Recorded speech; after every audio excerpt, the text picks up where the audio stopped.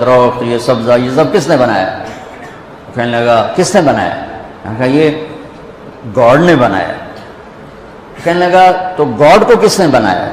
تو کہا پھر مجھے اس کا جواب نہیں آیا، تو مجھے آپ کا خیال آیا آپ ہوتے تو کوئی اس کا کوئی جواب ہوتا۔ میں نے کہا اس کا جواب تو گاڈ کے اندر موجود ہے۔ لفظ گاڈ اس ہستی پر بولا جاتا ہے جسے کسی نے نہ بنایا۔ لفظ کی وجہ یہ ہے، لفظ کے اندر یہ معنی ہے کہ وہ ہستی، وہ ذات جسے کسی نے نہ بنایا ہو، اسے گاڈ کہتے ہیں انگلش میں، اسے اللہ کہتے ہیں عربی میں، اسے خدا کہتے ہیں فارسی میں، اسے یزداں کہتے ہیں فارسی میں، اسے بھگوان کہتے ہیں ہندی میں۔ جسے کسی نے نہ بنایا ہو وہ اللہ ہے۔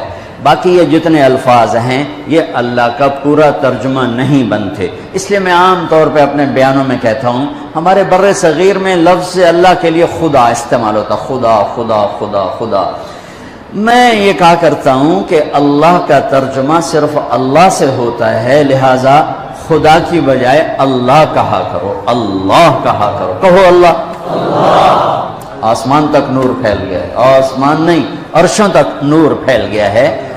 وہ ذات جسے کسی نے نہ بنایا ہو اس کا نام ہے اللہ۔ جس نے سب کچھ بنایا اس کا نام ہے اللہ۔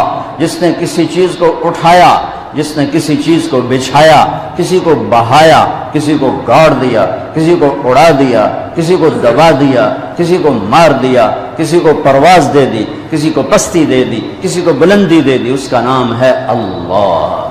میرے عزیزو، ہمارے اوپر جناب رسول اللہ صلی اللہ علیہ وسلم کا سب سے بڑا احسان، ویسے تو ہم دو ہستیوں کے احسان نہ گن سکتے ہیں، نہ گنے جائیں گے، چاہے قیامت تک نہیں، یہ ریت کے ذروں کے برابر عمر لے لیں اور ہم ان دونوں ہستیوں کے احسان گننا چاہیں، نہیں، ناممکن ہے، ناممکن ہے، لیکن پہل کی جا سکتی۔ پہل، سب سے پہلا، سب سے بڑا، سب سے عظیم احسان اس کائنات کے انسانوں پر، بلکہ کل کائنات پر جو جناب رسول اللہ صلی اللہ علیہ وسلم کی طفیل ہم پر ہوا، وہ کیا ہے کہ انہوں نے ہمیں اللہ کا پتہ بتایا اور اللہ کا صحیح پتہ بتایا۔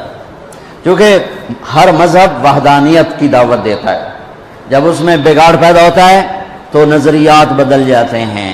تو موسیٰ علیہ السلام نے لا الہ الا اللہ کی دعوت دی، لیکن یہود نے عزیر ابن اللہ، انہوں نے عزیر علیہ السلام کو اللہ کا بیٹا بنا دیا۔ عیسیٰ علیہ السلام نے لا الہ الا اللہ کی دعوت دی، لیکن قالت النصارى المسیح ابن اللہ، لیکن نصارہ نے کہا کہ عیسیٰ علیہ السلام اللہ کا بیٹا ہے۔ ہمارے نبی پاک صلی اللہ علیہ وسلم نے ساری شرک کی جڑیں کاٹ کر اور ایک اللہ کو 3 آیات 4 آیات میں اتنے خوبصورت انداز میں بیان کیا، قل هو اللہ احد اللہ الصمد لم یلد ولم یولد ولم یکن له کفوا احد۔ اسے اللہ کہتے ہیں۔ میرے حبیب نے بتائی ہے، یہ اس کے پیچھے کو واقعہ ہے۔ قریش آ کر کہنے لگے انصب لنا ربک، انصب لنا ربک، اپنے رب کا کوئی عطا پتہ بتاؤ، کوئی پیڑھی بتاؤ، کوئی نسب بتاؤ۔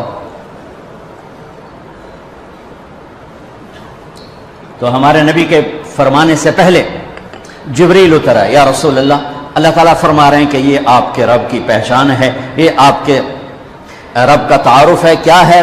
قل هو اللہ احد، انہیں بتاؤ وہ اللہ ہے۔ وہ کیسا ہے؟ احد،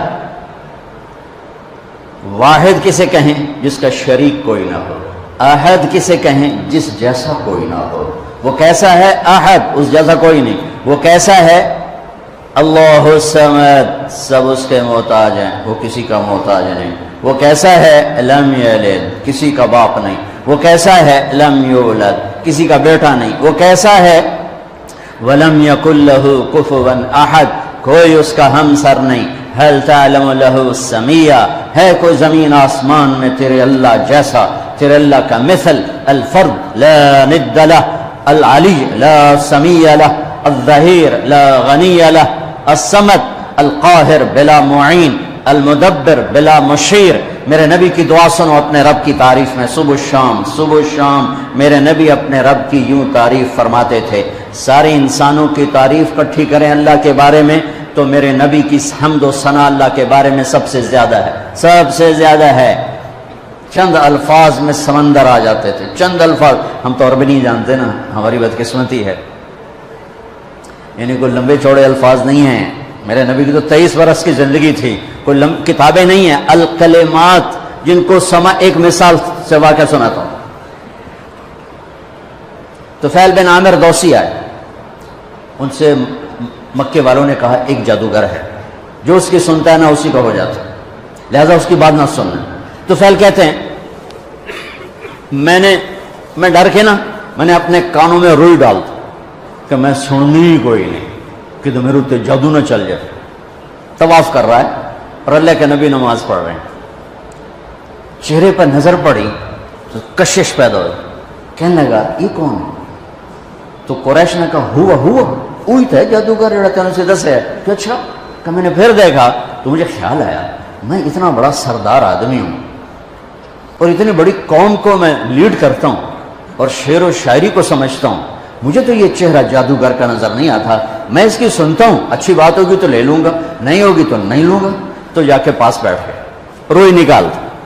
آپ نماز سے فارغ ہوئے تو اب کہنے لگا یا محمد ما تقول، کیا کہتے ہو؟ ہم جو عجمی ہیں نا، ہمارے مزاج میں بات کو لمبا کرنا، لمکا ہی جاؤنا، لسی پانی ٹھوکی جاؤنا۔ اور عرب کے مزاج میں مکھن نکالنا، چند الفاظ میں پوری کتاب بھر دیتے۔ ایک ایسے واقعہ مزے کا سنا تھا، میرا دوست عرب شاعر، ہم کٹھے قطر، تو ایک مضمون چل رہا تھا، میرے اس کے درمیان ایک بات چل رہی تھی، اس بات پر میں نے تائید کے لیے چند اشعار پڑھے کہ ہاں واقعی یہ بات ایسے ہی ہے، ہم دونوں ایک بات پہ متفق تھے۔ تو میں نے کہا وہ شاعر کہتا ہے وَمِمَّا شَجَانِي أَنَّنِي كُنْتُ نَائِمًا أُعَلِّلُ مِنْ بَرْدٍ بِطِيبِ التَّنَسُّمِ إِلَىٰ أَنْ دَعَتْ وَرْقَاءُ مِنْ غُصْنِ أَيْكَةٍ تَفَرَّدَ مَبْكَاهَا بِحُسْنِ التَّرَنُّمِ فَلَوْ قَبْلَ مَبْكَاهَا بَكَيْتُ صَبَابَةً بِسُعْدَى شَفَيْتُ النَّفْسَ قَبْلَ التَّنَدُّمِ وَلَكِنْ بَكَتْ قَبْلِي فَهَيَّجَ لِيَ الْبُكَاءُ بُكَاهَا فَقُلْتُ الْفَضْلُ لِلْمُتَقَدِّمِ۔ کتنا لمبا چوڑا کلام ہے۔ وہ کہنا کہ تم جو عجمی ہو نا تم لمبی بات کرتے ہو، لسی پانی ٹھوکی جانتے ہو، اور ہم جو عرب ہیں ہم 2 لفظوں میں بات ختم کرتے ہیں کہ یہ جو تم نے مضمون اتنا لمبا چوڑا بیان کیا ہے یہ 2 اشعار میں آ جاتا ہے، صرف 2 اشعار میں۔ نقل فؤادك حيث شئت من الهوى ما الحب الا للحبيب الاول كمنزل في الارض يألفه الفتى وحنينه ابدا لاول منزل۔ کہ تیرے 6 اشعار کا مضمون ان 2 اشعار میں آ جاتا ہے۔ یہ مزاج عرب ہے، یہ مزاج عرب ہے۔ تو میرے نبی نے کوئی بیٹھ کے 2 گھنٹے تقریر نہیں کی، سننا ما تقول یا محمد، کیا کہتے ہو؟ آپ نے کہا ان الحمد للہ احمدہ واستعینہ وأؤمن به وأتوکل علیہ من یہدہ اللہ فلا مضل لہ ومن یضللہ فلا ہادی لہ۔ ایسے کانپ گیا تو فعل کہنے لگا اعد فقط بلغنا قاموس البحر۔ کاش میں آپ کو سمجھا سکتا، میں تو آپ نے پورا سمجھاتا ہوں کہ سمجھائیں۔ کہنے لگا دوبارہ کہو، تیرے چند جملوں نے 7 سمندر پی لیے، تیرے چند جملوں نے 7 سمندر پی لیے۔ یہ ہے کلام عرب کا حسن، تیرے چند جملوں نے۔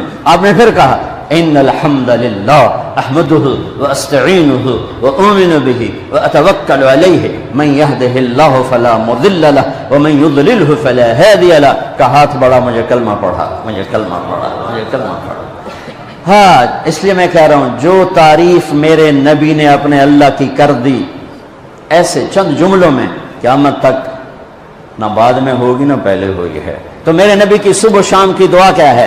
اللہم انت احق من ذکر واحق من عبد وانصر من ابتغی وارأف من ملک واجود من سئل واوسع من اعطى انت الملك لا شریک لک والفرد لا ند لک كل شيء هالك الا وجهك لن تطاع الا باذنك ولن تعصى إلا بعلمك تطاع فتشكر وتعصى فتغفر أقرب شهيد وأدنى حفيظ حلت دون النفوس أخذت بالنواصي كتبت الآثار ونسخت الآجال القلوب لك مفضية